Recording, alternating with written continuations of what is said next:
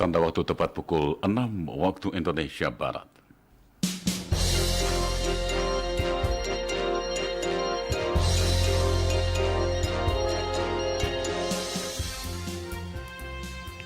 Selamat pagi saudara, inilah Radio Republik Indonesia menyampaikan Warta Berita edisi hari ini Sabtu tanggal 16 Juli 2016.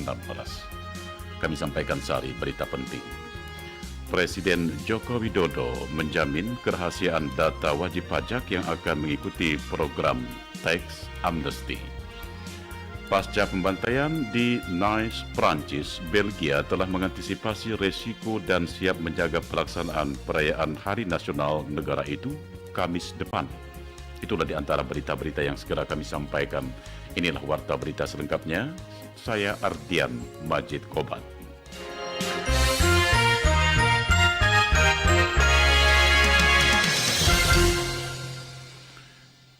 Saudara, Presiden Joko Widodo menjamin kerahasiaan data wajib pajak yang akan mengikuti program Tax Amnesty dan siapapun yang membocorkan data wajib pajak tersebut dikenai sanksi pidana selama 5 tahun penjara.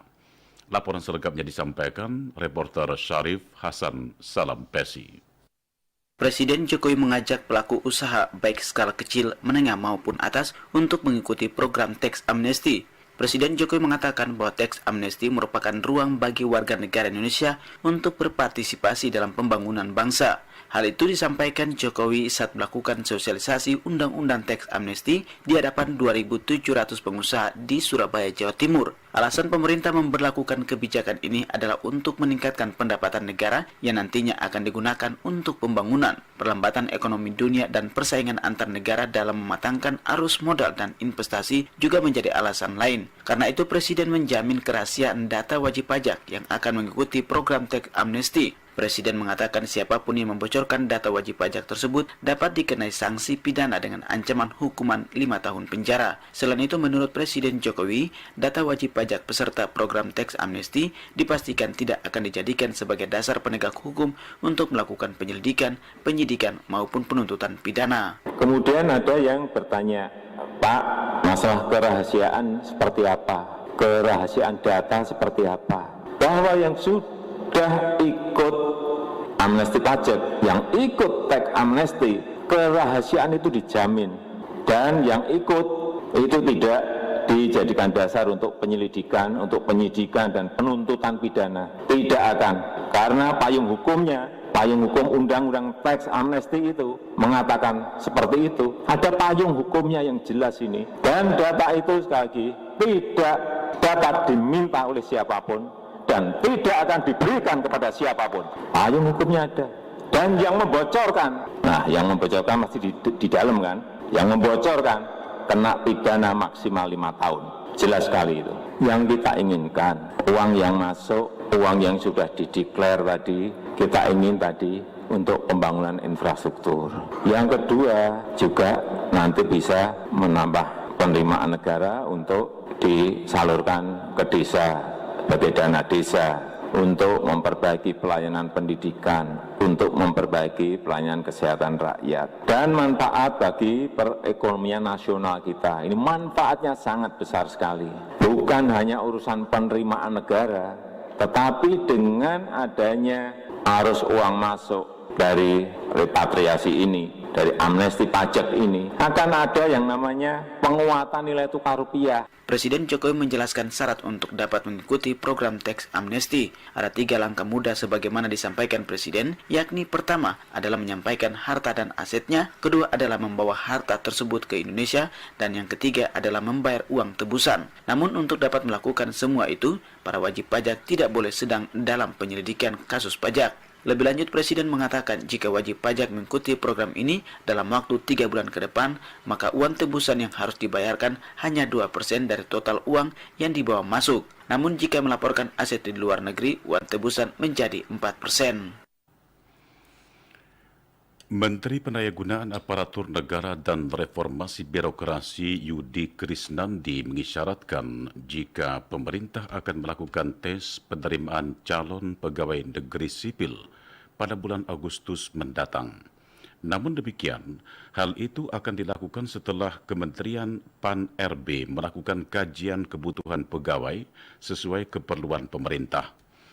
Menurutnya, sesuai instruksi dari Presiden Republik Indonesia, kuota penerimaan CPNS tidak boleh lebih dari 50% dari total PNS yang pensiun.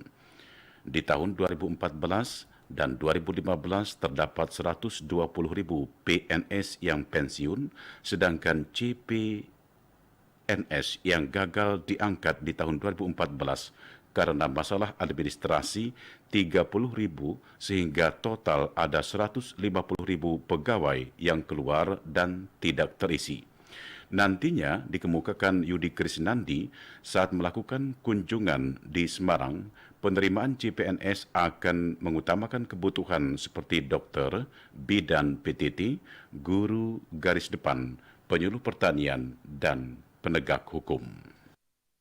Proses seleksinya belum dimulai, tetapi moratorium yang dikecualikan untuk guru, tenaga kesehatan, penyuluh pertanian, bidang-bidang yang penting untuk nawacita, penegak hukum, ya, sekolah kedinasan itu kita kedepankan. Nah, setelah kita hitung nanti sisanya berapa, itu yang diprioritaskan kepada jalur khusus.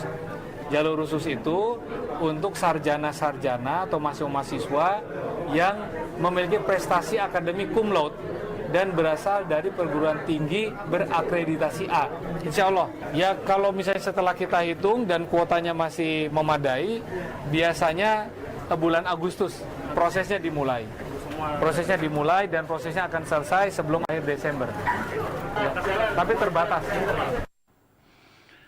Soal perampingan satuan organisasi dan tata kerja di jajaran pemerintah daerah, Menpan RB Yudi Krisnandi mengatakan pihaknya menyerahkan semuanya kepada kepala daerah masing-masing karena juga diperlukan sebagai bentuk reformasi birokrasi yang tertuang dalam UUD nomor 23 tahun 2014 tentang otonomi daerah. Pada kesempatan yang sama, Menpan RB Yudi Krisnandi memberikan apresiasi sistem absensi di lingkungan pemerintah Provinsi Jawa Tengah yang sudah menggunakan fingerprint atau sidik jari. Laporan selengkapnya disampaikan reporter Luki Setiawan. Dalam sidaknya di kantor Badan Kepegawaian Daerah BKD Jawa Tengah Jumat pagi kemarin, Menteri Pendayagunaan Aparatur Negara dan Reformasi Birokrasi Yudi Krisnandi menuturkan, dari sidaknya berbagai daerah menemukan lemahnya pengawasan internal dari pemerintah berkaitan dengan disiplin pegawai, seperti absensi yang masih manual. Bahkan 90% absen manual masih terjadi di beberapa pemerintah daerah. Perlu adanya pembenahan sistem absensi yang baik untuk mendisiplinkan para pegawai, mengingat para PNS sudah mendapat gaji dan tunjangan yang cukup besar.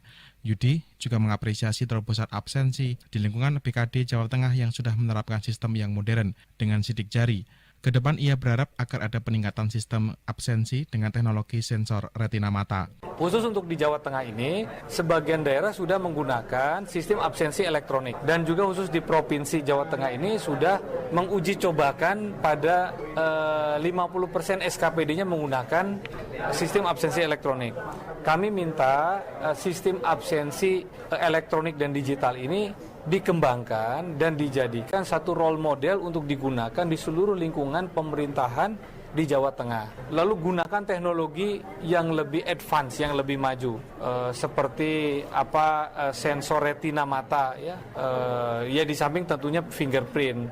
Tapi absen yang manual sudah mulai harus ditinggalkan. Sementara itu, Kabid Dokumentasi dan Pengolahan Data BKD Jawa Tengah Puji Cahyono menuturkan, pemerintah Provinsi Jawa Tengah sudah mulai menggunakan sistem absensi elektronik berupa sidik jari atau fingerprint. Ada 12 SKPD dari 60 SKPD di lingkungan pemerintah provinsi sudah menggunakan sistem absensi melalui sidik jari.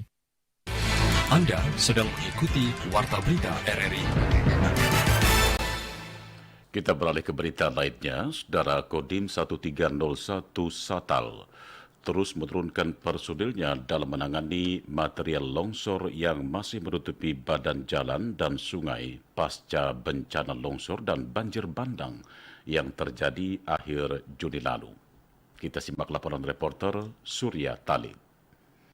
Pasca bencana yang menimpa Kabupaten Kepulauan Sangihe 21 Juni lalu, menyisakan material yang masih menumpuk di badan jalan. Dandim 1301 Satal, Letkol Kavaleri Sumantri Harsono yang ditemui di lokasi Kolongan Akembawi yang merupakan salah satu lokasi terparah, bersama beberapa warga Jumat pagi 14 Juli 2016 menurunkan sekitar 75 personilnya untuk membuka jalan yang masih tertutup dengan material longsor. Menurutnya, perlu adanya kajian tentang masih tidak layaknya dibangun hunian di lokasi tersebut. Sejak terjadinya bencana sampai sekarang, kurang lebih hampir 80-100 orang setiap hari kita kerahkan di berbagai titik. Termasuk sampai hari ini juga kita kerahkan, tadi apel pagi saya ambil ada 75 orang, beserta masyarakat kurang lebih ada sekitar 25-30 orang di wilayah Akembawi itu. Sampai saat ini sudah banyak hasil yang sudah kita capai. Awalnya jalan ini belum terbuka, akhirnya terbuka setelah 1 minggu terbuka, kemudian pada saat menjelang lebaran sudah bisa 2 arah lalu lintas yang bisa melalui jalan ini.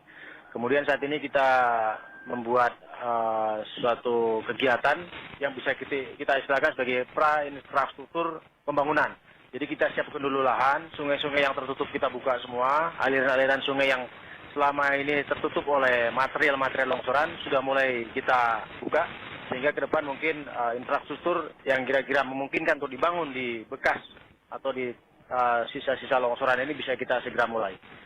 Memang kendalanya perlu penilaian atau kajian, apakah tempat ini masih layak atau tidak, itu sedang kita lakukan. Kalau memang tidak layak, kita usulkan kepada pemerintah daerah untuk segera dilaksanakan relokasi, sehingga ke depan apabila terjadi bencana lagi, otomatis daerah yang saat ini terkena bencana ke depan bukan merupakan daerah pemukiman. Dandim 1301 Satal mengharapkan masyarakat bisa bersama-sama berperan aktif dalam melakukan penanggulangan bencana.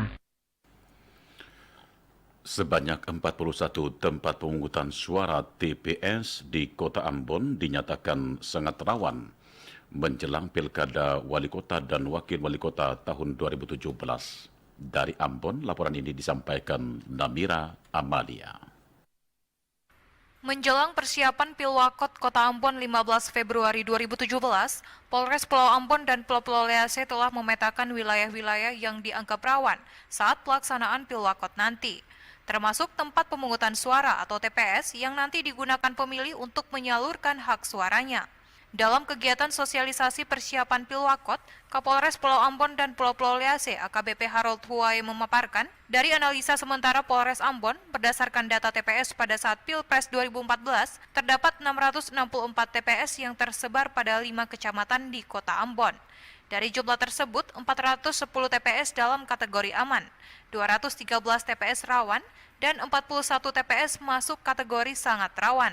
Pengamanan Pilwakot nantinya, Polres Ambon akan di-backup oleh Kodim 1504 Pulau Ambon serta Linmas. Kapolres belum membeberkan kekuatan personil yang dilibatkan dalam pengamanan Pilwakot, lantaran anggaran pengamanan yang diajukan Polres belum juga disetujui pemerintah Kota Ambon. Data di kita ini untuk TPS Pilpres ada 664 dengan pelibatan kekuatan Linmas ada 812, rawan 1 ada 213 TPS, Linmasnya ada 426 dan rawan 2 yang semakin rawan adalah 41 TPS, Linmas 164. Linmas yang tersedia ada 1.300 sekian. Tapi yang kita butuhkan nanti dengan pola pahamnya sekarang, dengan asumsi TPS 604, nanti pasti akan berubah. Itu ada 1.410 Linmas kita butuhkan di masing-masing TPS yang membackup kita, karena kita ketahui aparat Polres sendiri ada 1.053 orang. Tapi tidak mungkin saya libatkan 1.053 orang, pasti kegiatan pelayanan hari akan terhambat.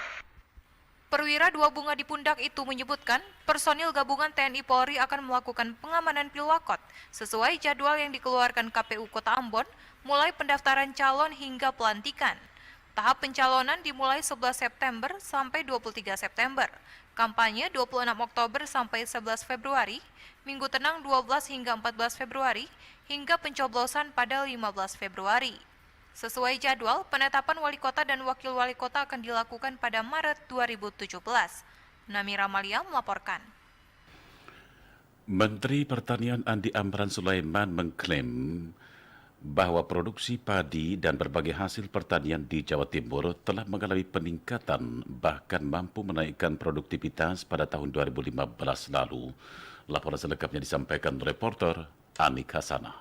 Dalam kurun waktu 3 bulan ke depan, pemerintah melalui Kementerian Pertanian mampu mentargetkan peningkatan produksi hasil pertanian khususnya dari Jawa Timur. Hal itu disampaikan Menteri Pertanian Andi Amran Sulaiman seusai memimpin rapat koordinasi di Makodam 5 Brawijaya. Secara nasional, Jawa Timur hingga kini masih tetap menjadi andalan produksi padi. Selain itu, provinsi ini juga dikenal sebagai lumbung pangan nasional, bahkan mampu menaikkan produktivitas pada tahun 2015 lalu.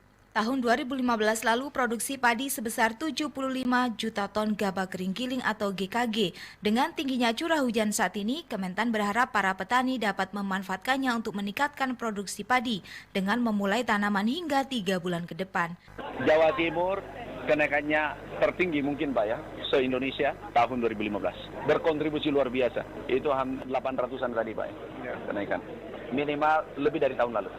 Insya Allah. Kan tahun lalu 75. Ya kita berdoa di atas. Dan kami yakin bisa. Sementara itu, Gubernur Jawa Timur Soekarwo mendukung apapun instruksi dari pusat. Salah satunya adalah menghimbau para petani untuk beralih menanam padi, sementara tidak menanam kedelai. Petaninya untung tanam padi sama tanam kedelai. Tidak usah mengharamkan impor, apa enggak. Asal petani untung, jangan matematiknya salah hitungnya.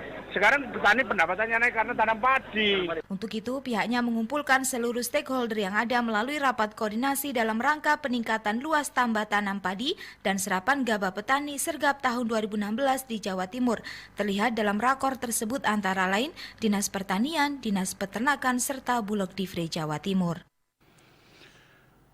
Wacana pemerintah pusat mendatangkan 6.000 nelayan di perairan Natuna, Provinsi Kepulauan Riau diharapkan dapat memotivasi dan meningkatkan kesejahteraan nelayan di Natuna.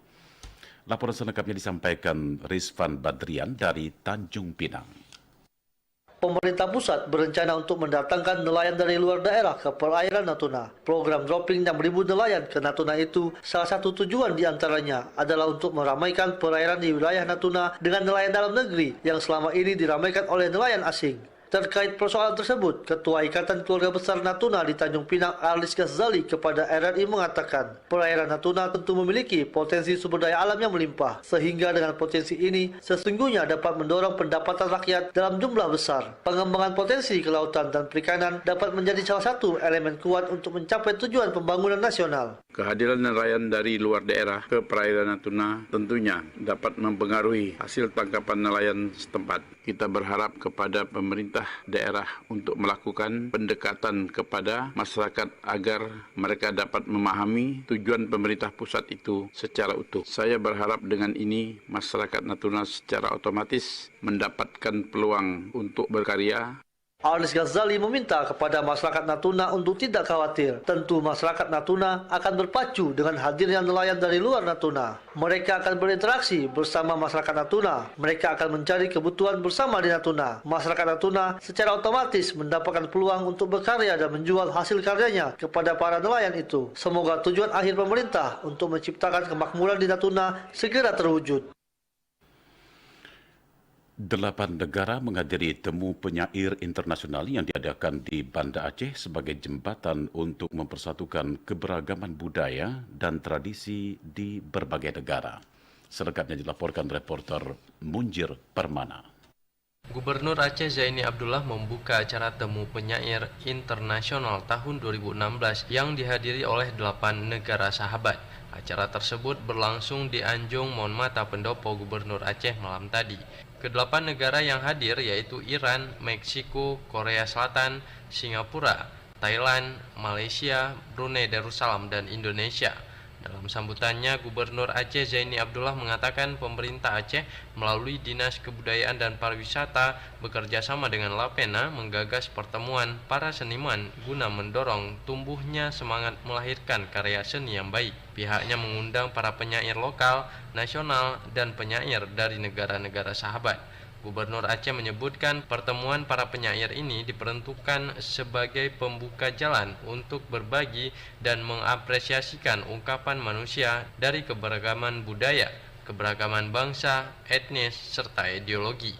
Kegiatan ini diharapkan sebagai jembatan persaudaraan dan kebersamaan agar dapat mengenal lebih dekat tradisi serta karya sastra di berbagai negara. Sehingga dari kebersamaan ini mencuat spirit bangsa dalam karya syair, guna memberi inspirasi di dalam aktivitas keseharian. Pertemuan para penyair ini diperuntukkan sebagai pembuka jalan untuk berbagi dan mengapresiasikan ungkapan manusia dari keberagaman budaya, keberagaman bangsa, etnis, serta ideologi. Kegiatan ini diharapkan merupakan jembatan persaudaraan dan persamaan agar kita dapat mengenal lebih dekat tradisi serta karya sastra di berbagai negara. Pada acara Temu Penyair Internasional tahun 2016 ini turut di-launching sebanyak 27 judul buku yang merupakan hasil karya penyair lokal, nasional, dan negara sahabat. Di antaranya Jejak Seoul, karya S. Mahayana, Bayang Ibu, karya Kumalawati, Tirai Hujan, karya Arsyad Indradi, Spiring Mie Aceh, Secangkir Kopi Gayo, Bertalam Gio Nagan, karya Fikar W. Edah, dan beberapa judul lainnya. Saatnya disampaikan berita dari mancanegara dan kabar dari dunia olahraga.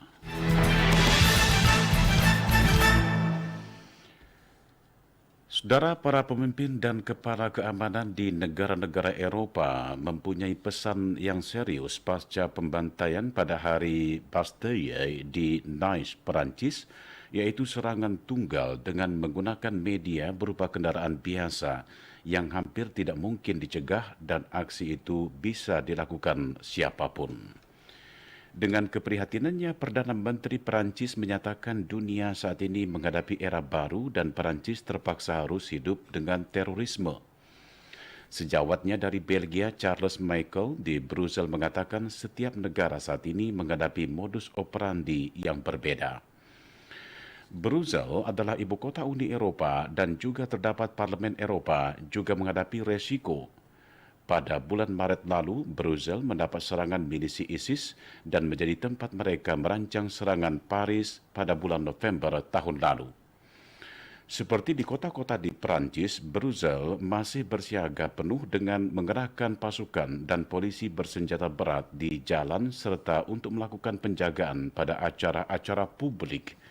Perdana Menteri Charles Michel mengatakan Belgia telah mengantisipasi resiko dan siap menjaga pelaksanaan perayaan Hari Nasional negara itu Kamis depan. Dari dunia olahraga, pebalap tim Suzuki X-Star Maverick Vinales menjadi pebalap tercepat pada sesi latihan bebas kedua lomba balap MotoGP Jerman tadi malam. Dilaporkan juga Indonesia terancam kehilangan pundi-pundi medali emas pada SEA Games 2017 di Malaysia yang akan datang. Selengkapnya terangkum dalam Spektra Olahraga RRI pagi ini disampaikan Danang Sundoro.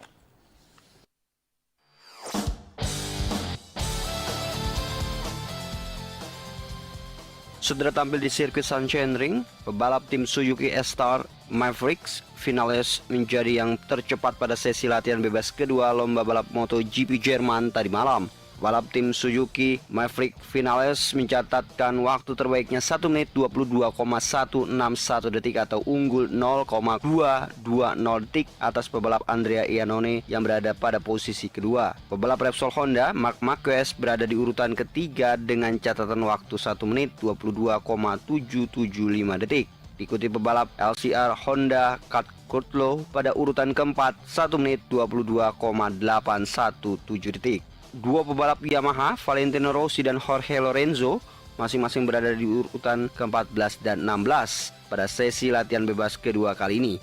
Di antara pebalap Yamaha tersebut terdapat pebalap Repsol Honda Dani Pedrosa di urutan ke-15.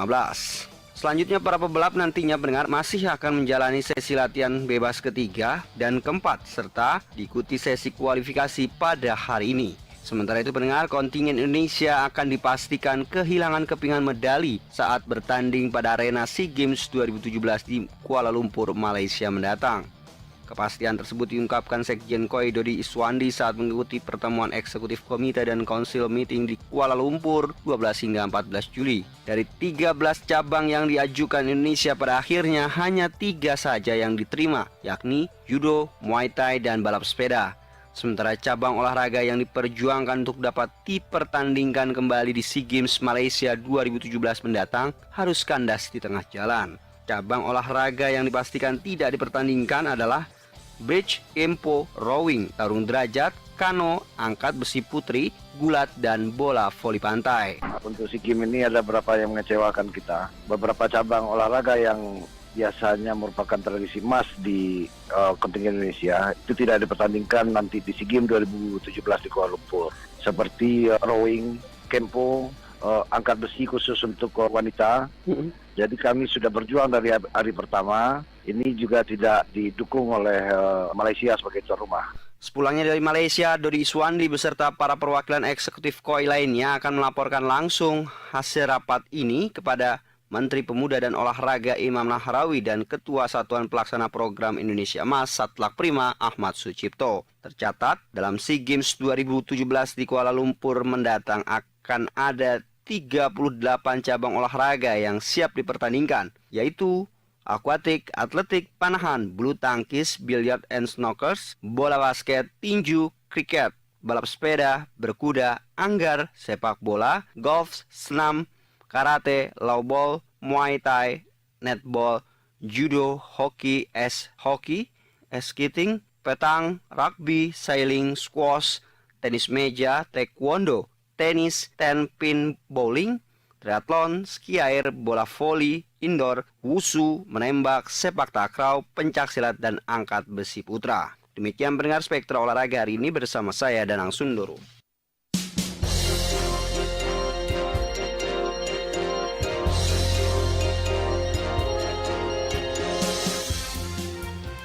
Demikianlah saudara telah disampaikan Warta Berita Radio Republik Indonesia pagi ini, dan sebelum berpisah kami sampaikan kembali sari berita penting. Presiden Joko Widodo menjamin kerahasiaan data wajib pajak yang akan mengikuti program tax amnesty.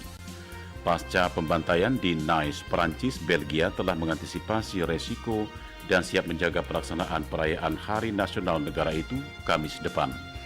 Mewakili tim redaksi yang bertugas pagi ini, produser pelaksana Sarah Sopakua, merangkap pengarah acara, teknik operator studio pengarah teknik Sutarno, kameramen dan editing kita kali ini Sigit Fitriatno, presenter Tomo Hakim. Saya Ardian Majid Kobat mengucapkan terima kasih atas perhatian Anda dan selamat pagi.